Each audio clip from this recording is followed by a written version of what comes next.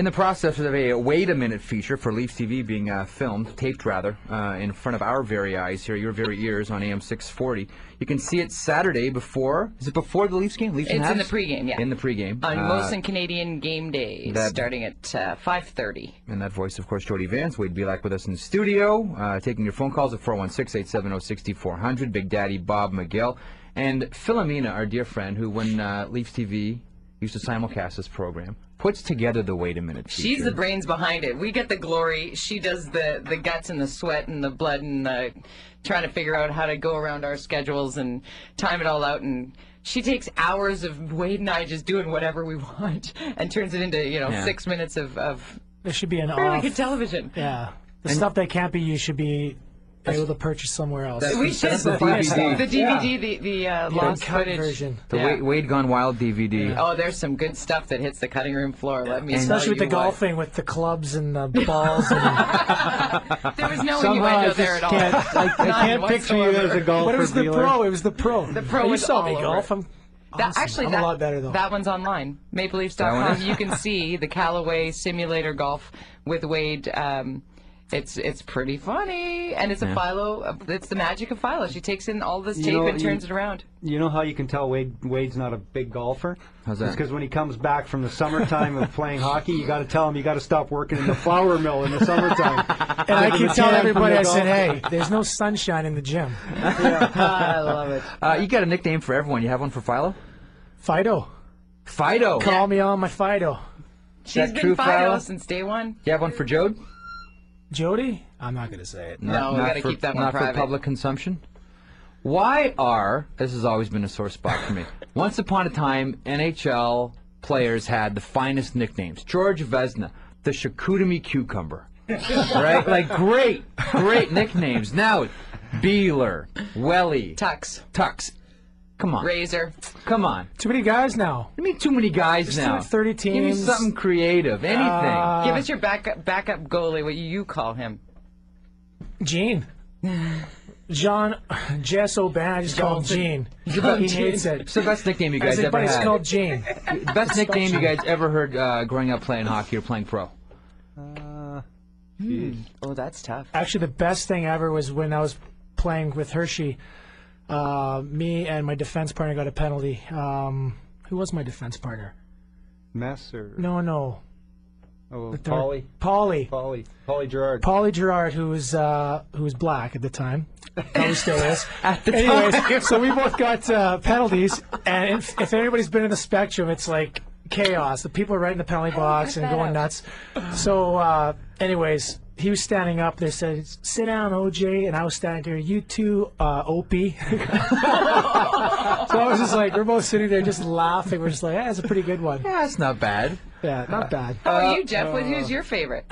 What's your favorite of all time? My favorite nickname still of all time, Chicoutimi Cucumber. George Vezina was outstanding. I'm trying to think now. I'm on the spot. Vezina was probably the best one.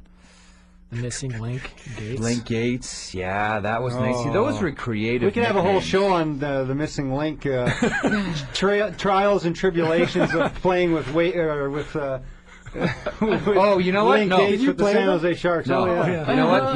My favorite one's still Bob Probation, and I love the guy, great fighter, but Bobby Probert. Yeah. Bobby Probation. Yeah. Still might have been the finest one. Thoughts, gentlemen, around the table? Yeah, probably a good one. 416-870-6400. You wouldn't tell him that to his face, Jeffy. I'm no dope. He's probably listening right not now. Not as dumb as I look.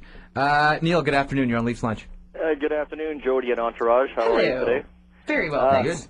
Actually, Jeff, I posed this shortly a little while ago to you by email. You'll probably get it later on. But having Wade in there, I wanted to ask him his take on it.